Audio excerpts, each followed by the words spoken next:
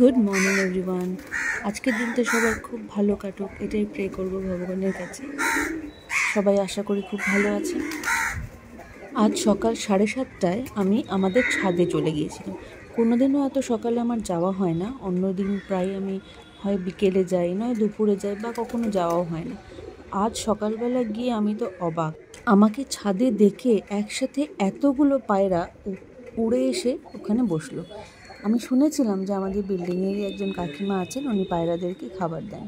তো হয়তো তারাও তাই ভেবেছে যে আমিও খাবার নিয়ে এসেছি, কিন্তু আমার তো জানা ছিল না যে এখানে যে এত পায়রা আসে।